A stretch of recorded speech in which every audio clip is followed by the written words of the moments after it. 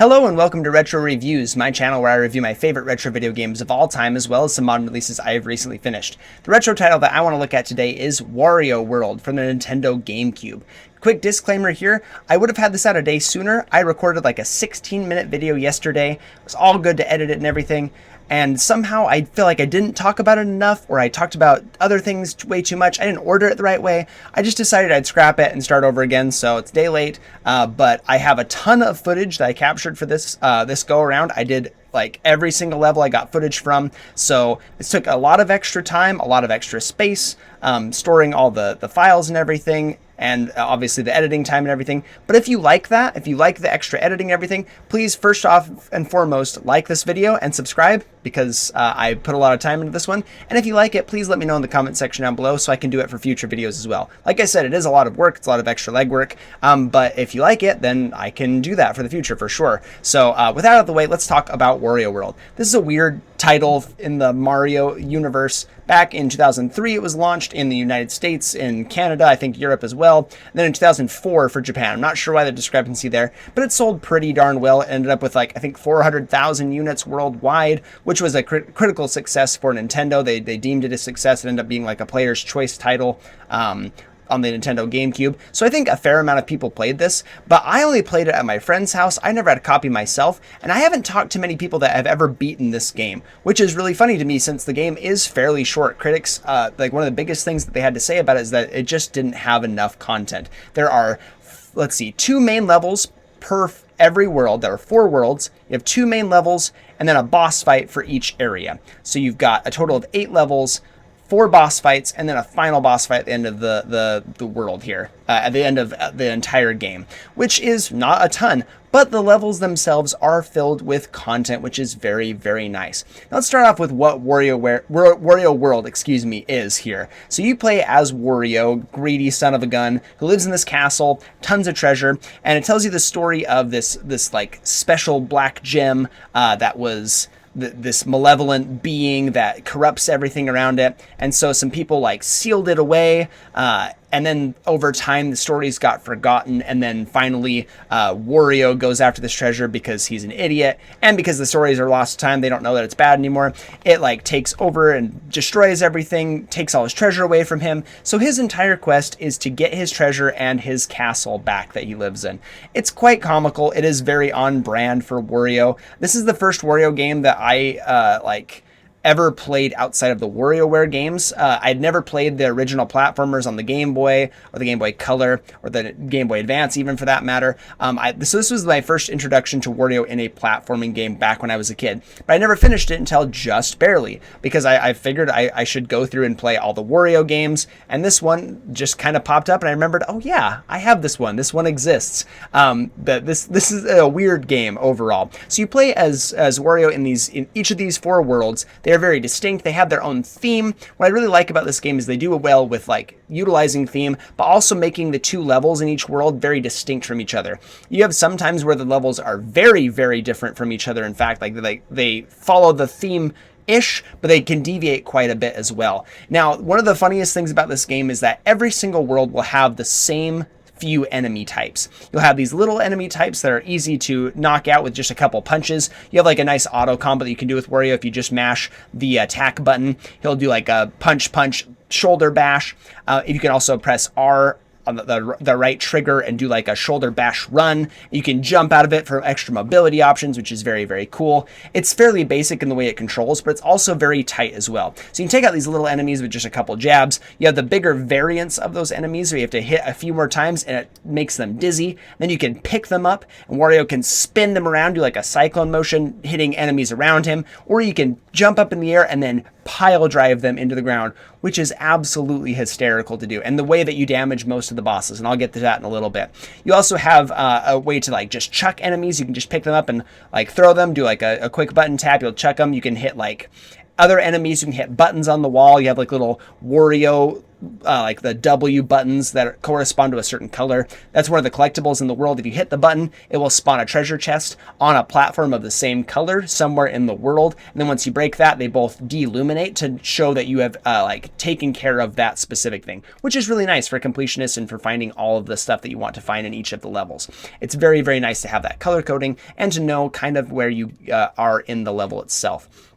So you can chuck enemies at like buttons and stuff, or other enemies. You can hold it to charge it longer and chuck them further. You need to utilize that later on. I didn't know that was a functionality until much later on when I needed to use it to hit things far away. And I was like, what am I supposed to do here? So there are a few things that you can do with Wario. He is fairly versatile in his moveset. He also jumps really, really high. You wouldn't expect from such a like chubby little plump elf dude, but he does jump quite high. And again, if you do like the shoulder bash when you're running forward, you can jump out of it to do like a bunch of somersaults and get lots of distance. It's very, very nice. So movement in this game feels very, very good. In fact, the gameplay elements is the best praise that I can give for this game, because it's not the best looking GameCube game by any stretch. It came out in 2003, so that is fairly like early on, especially like it's not super late in the life cycle. We're not getting Resident Evil 4 graphics yet, but it's not nearly as good looking as some of the games that came before it either. So it's somewhere in the middle there, but it controls beautifully. It plays almost like from start to finish. You don't really have many times where you feel like you're getting cheated by the game's mechanics. It feels really polished in terms of its mechanical play, which is really fantastic. I always say gameplay over graphics first, and I know Nintendo is that way anyway, but this game definitely succeeds because of how well it platforms. If it didn't have that, then the visuals are a little not so great. The game is fairly brief, so you don't have like a ton going on, but it controls beautifully. So as you platform throughout the world, you'll get little collectibles, like I said before. You'll also find other things like little mini games. You'll find little puzzle rooms where you have ones where it's like a big obstacle course type thing, and you can find little golden statue pieces for Wario. Once you get all 8 of them for a level, it will spawn a gold statue outside of the world gate itself, and it'll give you half of a heart container. Once you get both of them, obviously you get the full one, and you get the 2 golden statues, signifying that you've done everything in both of the levels there. You also get little red crystals in these bonus rooms. You have to get a certain amount of them, depending on which world you're in, which level you're doing, to unlock the boss room at the end of the thing. If you have 8 crystals that you can get, typically they go anywhere from 3 to I think 6 at the very end. So you don't ever have to get all of them, but if you're a completionist like me, you do have to get all of them. Getting those will unlock the boss room at the very end of the level. If you have for some reason missed any of the things, this is another really nice quality of life thing that I haven't seen in a lot of games, especially like this one. They have the little yellow balls in this game that you can jump onto, and Wario grabs onto them that you can like wiggle around. It's really goofy looking, but it's really funny too. It's a way to platform around. They have one at the end of each level with balloons attached to it, and if you jump on it and hold on for a couple of seconds, it will transport you back to the beginning of the level, giving you a chance to mop up anything you missed. It's a fantastic thing. These levels aren't super long, but they are going to be much longer if you have to finish level and then come back out and then do the level all over again. So it's a really frustrating thing. Now, I did say at the beginning of this, each world had 2 levels and a boss encounter. Well, there are also boss encounters at the end of each major level. So you have a level boss, and then a boss for the world itself. So you actually have 12 total bosses plus a final boss at the end. So 13 bosses in this game. It's really fun. The boss variety is actually spectacular here. They did a really good job. Well, I said that the enemy variety maybe isn't as diverse. I said the enemy types that I talked about earlier. You have the small enemies, the bigger variants. You have some flying ones. You'll get those reskinned in pretty much every level. Every world will have those same few enemy types with a new skin. There are some exceptions. You have some other things like a big magnet in this that you can hit and then throw onto a steel plate to stick to the wall to give you an extra platform. And a different variant of that you find out later on, like it's a little shovel or a pick that you stick into the wall. That's really interesting. Or an icicle in the ice world that you can pile drive into the ground and it becomes a platform for you to get to a place that you couldn't get to previously. There are some like interesting exceptions to the rule, but for the most part, you have the small enemy, the bigger enemy, you have a flying enemy variant type, like a little bird of some sort, and then you also have a little tank. It's like a big turtle with a giant shell. Think Blastoise shooting little bombs at you. You will have those same repeated over and over again with a different skin in every single world. The bosses, however, are very unique and distinct. They have tons of different things to offer you. They are very diverse in their mechanics, like you have to kind of solve the puzzle in terms of how you damage them in the first place to get to the point where you can pile drive them. Doing damage to the bosses, you typically have a certain amount of skulls on the bottom of the screen. That will indicate how many hits you have to do on this boss in order to take it down. You have to damage it enough to dizzy it, you pick it up and you pile drive it into the ground, and it will do 1 damage to the boss.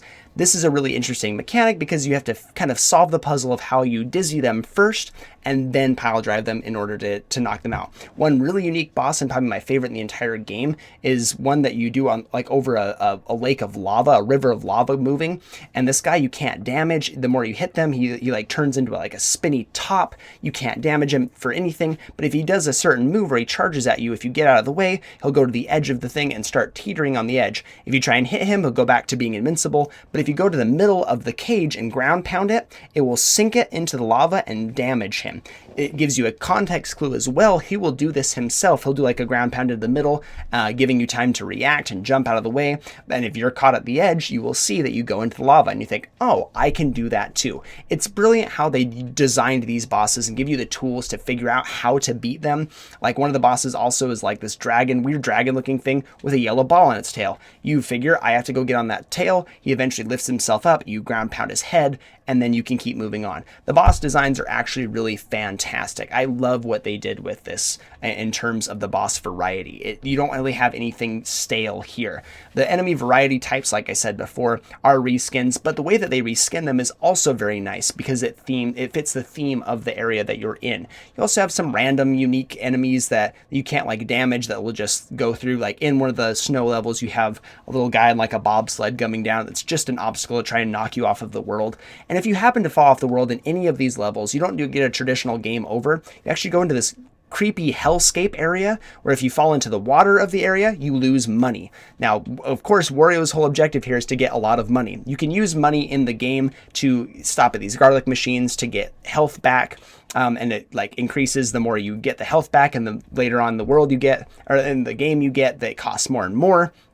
And so if you go into this area, you fall in the water, it spills coins out and you lose them. They also have ghosts chasing you, and you have to open up boxes to try and find the exit spring, and some of them will have bombs in them. And if the ghosts grab onto you, they shake a lot of money out of you. It's very comical, and it makes you really want to hold on to your money, even though money is like a fairly plentiful resource in this game. Because it's a Wario game, you feel like you have to hold on to every single coin. There's really nice functionality as well that you can like hold down the left trigger and Wario opens up his gaping maw and just like sucks in the coins. It's absolutely hysterical. Again, really on brand. It's pretty darn funny. But these little hellscape areas, they get harder and harder as each level progresses, each world progresses. So falling off the map is something you do not want to do. If you happen to run out of hearts, you will get a game over screen, and you have to pay a certain amount of coins, again, based on how far you are in the game, all the way up to like 500 coins to continue on. It will continue straight forward. You don't have to like restart the level or anything. You don't have to restart encounters even, which is really, really nice. At the end of the game, you fight the gem that you've been going after this entire time. You do a nice big boss fight. It's a fairly prolonged fight. I think it's a little bit long because it doesn't really offer a whole lot of variety. It's one of the weaker boss fights. It's still interesting. It has one interesting mechanic, but it's just repeated every single time. Once you beat that, get a nice little cutscene with these little sprite elves that I completely forgot to talk about as one of the collectibles. Yet they have these little elves trapped in these boxes in every level. You have to get like 5 or 6 of them. You break them open, they give you like a dialogue thing, usually like a hint of some kind, which is pretty funny. But it also spawns some of the weirdest music ever. The sound design in this game is bafflingly bad at times. It's so weird. And I think it's on purpose because it's a Wario game. If you go to the pause screen, he does like this, nah, nah, nah, nah, nah. It's even grosser than that. And it's hilarious because it's Charles Martinet doing it, but it's just like this awful soundtrack paired with Wario's grating voice. And then the sprite elves have their own little gross theme. It's such a cavalcade of like bad sounds. And again, I think it mostly works, but for my ears, for being more of a music nerd myself, I hate it. It drives me crazy every time I hear some of these weird sound choices. So not everything about this game is sparkly clean. Again, it is brief and the sound design can be really bad. But overall, I had a really enjoyable time with this game. If you have a chance to get a copy of this one, I highly recommend you go out and try it if you're a fan of the Wario franchise, like especially like the Wario Land games on the Game Boy and the Game Boy Advance and everything. I really enjoyed this game. It actually makes me want to see what a sequel would look like in 2025 for the Switch 2. I'd love to see Wario make some random comeback in the 3D platforming. I'd love to see 3D platformers get a resurgence anyway, because this game is really, really fun. Again, visually, it's not the most appealing. Some of the sound design can be really bad. Occasionally you'll get the cheap, like I fell off the world because it's not perfectly designed. Like some of the platforming is not airtight, which can be a little bit frustrating. You just have some recycled enemies and everything. But overall, the package that you get is very, very fun. And I am all about fun in video games. And I think we should celebrate these just good video games a lot more, because it doesn't have to be this masterpiece, gorgeous experience that takes up a ton of time. Having a brief experience like this that's just fun from start to finish is very, very valuable in my opinion. So I'm going to be giving WarioWorld a white gold rank, which is going to be in between a silver and a gold. So I think it's right in between that sweet spot. It's not like an excellent experience, but it's also not just a good experience. It's somewhere in that middle there. I really enjoyed this game. Again, for what it is, it doesn't take a lot of time to beat. I think you should go out and try it if you get the chance. Thank you so much for watching, and I'll see you on the next one.